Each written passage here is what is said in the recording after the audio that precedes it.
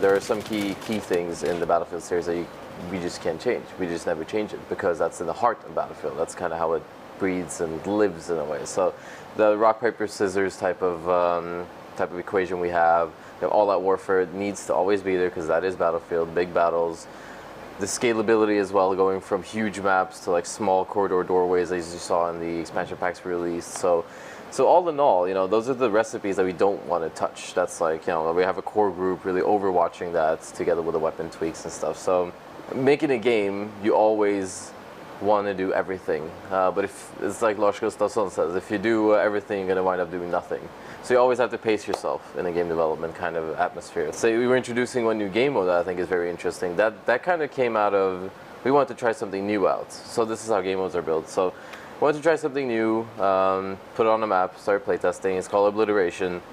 One bomb on the battlefield, and I have 3 crates, and then you have 3 crates. And we just started playing around. How are we going to disarm it? Are we going to have the same disarm time as on Rush? And what are we going to do with the crates? We're going to have 3 crates, maybe 2 crates, maybe even more crates. All this whole idea, and thinking about the UI as well. So what are we going to show players? We're going to show people carrying the bomb. We're going to have a red light blinking on it, for instance. The biggest change from Battlefield 3 when it comes to team play is that we really thought about how we're going to create a new experience for team play.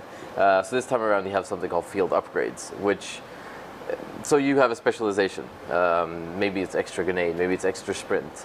You equip that in your loadouts. Your squad mates have specializations as well. When you're running and performing squad actions like squad heal, squad resupply, grabbing the flag, repairing something as a squad, when you do squad actions, your progression bar goes up, your squad bar, for instance, and the more team player actions you do, the more undefeatable you get on the battlefield. And if your squad gets dissolved, if someone of you gets shot, you don't get set back fully, you just get set back a little bit.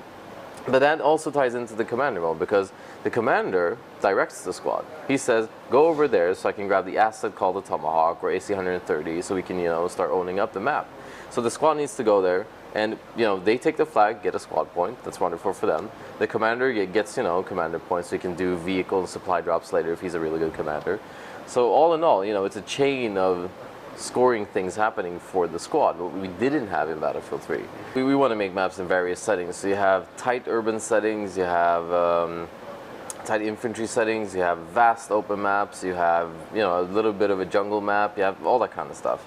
The evolution moments are in every map, and it's not just the huge things coming down, it's also the smaller things. So just a scenario is that you can cut the power to the elevator in Siege of Shanghai. And imagine that your enemy is cutting the power, you have no helicopters, you have no way of getting up because the elevator doesn't work, and the enemy is kind of fortifying the position where the power button is, or the power cable is for the elevator. So the only thing you can do is to take the tower down, because you need to get that flag to stop the bleed. When you take the tower down, it just comes falling down, changes the environment, flag is positioned over here at the shoreline instead. You will see a huge dam breaking, you will see a levee breaking, and this is the coolest part. We've also shown this in a multiplayer trailer.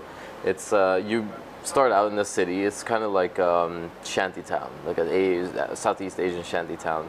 Drive around the city with tanks. You break the levee, and all of a sudden the city floods. So not only do you play vertical, but it also opens up for more horizontal gameplay in a straight line, because you need to guide yourself through the buildings. The tanks are switched out and turned into boats.